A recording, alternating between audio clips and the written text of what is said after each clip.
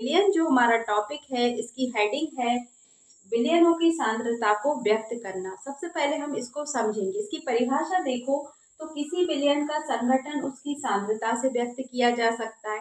जैसे हमने अंडरलाइन किया है तो ये बन गया एक खाली स्थान।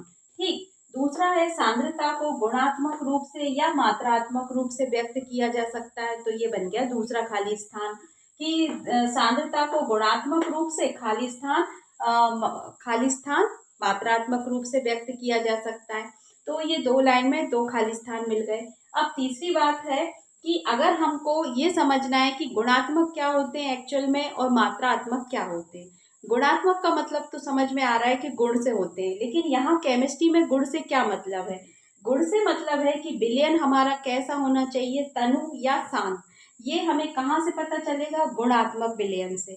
अब गुणात्मक रूप से पता चलेगा तो गुण तनु है, सांद्र है।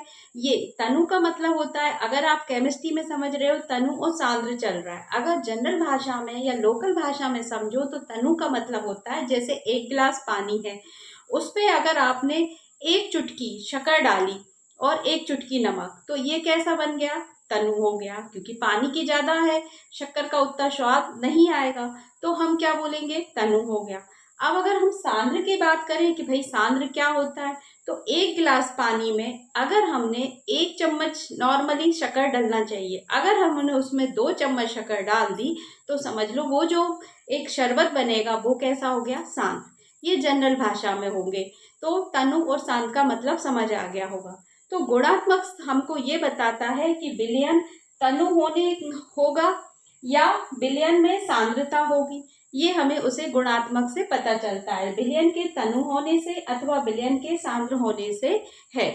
ठीक, गुणात्मक का मतलब तो ये बताना कठिन है कि अब देखो हमने आपको एक रेशो बता दिया, पर ये कंप्लीट बताना कठिन है कि ये कितना तनु हुआ और कितना सांद्र है। तो इसलिए ये भ्रम की उत्पन्न करता है, इसलिए इसको छोड़ दिया गया है। किसको, गुणात्मक को, कि हम विलयन के भाई यही बता सकते हैं कि ये तनु है सांद्र, पर कितना है ये नहीं। इसलिए इस प्रॉपर्टी को गुणात्मक को छोड़ दिया। अब आती है मात्रात्मक। तो मात्रात्मक के शब्द से हमें पता चलता है कि मात्रा के बारे में पता करना है। तो विलयन में अगर हमें मात्रात्मक रूप से व्यक्त करने की आवश्यकता पड़ती है, क्योंकि हमें भ्रम हो गया इसलिए हमने छोड़ दिया। अब मात्रात्मक विलयन में विलयन की सांद्रता का मात्रात्मक वर्णन होगा। तो ये हम काय से वर्णन करते हैं, प्रतिशत से, मोलरता से, मोललता से करते हैं। किसका, मात्रात्मक का। अब मात्रात्मक का समझो कैसे होगा जनरल भाषा में। मात्रात्मक का मतलब वो ही हुआ, कैसे, अभी हम जैसे ग्लूकोज का सॉल्यूशन बनाएंगे तो 2 ग्राम ग्लूकोज को हमें कितने, यानी कि 10 ml वाटर में डिजोल्व करना है, यानी कि 10 ml जल में घोलना है। तो हमें कितना पता चल गया, 2 ग्राम, और इधर 10 ml। तो हमें जो क्वांटिटी यानी कि हमें मात्रा जो पता चलेगी ग्राम में, ml में, उसी को हम मात्रात्मक समझेंगे। यानी कि हम नाप के सही वेट लेंगे और उसको सही से सॉल्यूशन बनाएंगे। तो इस चीज की जरूरत पड़ती है हमें मात्रात्मक में। ठीक। अच्छा, आगे हम इसको किस तरीके से पढ़ते हैं, द्रव्यमान का प्रतिशत में, आयतन का प्रतिशत में, मोल अंश और मोललता और मोरलता में। ठीक। तो इन सबको हम अगले वीडियो में करेंगे कि हमने क्या क्या निकालना है। अब आप कहोगे कि इन सब का आपको जरूरत क्या है। तो देखो, मात्रात्मक और गुणात्मक, तो गुणात्मक तो यही फेल हो गया कि हम तनु और सांद्र ही बता सकते हैं, इससे ज्यादा नहीं। ठीक है। लेकिन मात्रात्मक में हम सारा बता सकते हैं, प्रतिशत में, मोललता में, मोरलता में। ठीक है। तो इसका उपयोग कहाँ होता है, तो इसका उपयोग अगर आप देखोगे तो ये जो फार्मेसी होती हैं, जो औषधियाँ बनती हैं, जहाँ पर फार्मेसी कंपनी है, फार्मेसी कंपनी माने दवाइयाँ, जहाँ पर हमारी मेडिसिन बनती है, दवाइयाँ बनती हैं, वहाँ पर ये मात्रात्मक जो रूप है इसका बहुत उपयोग है।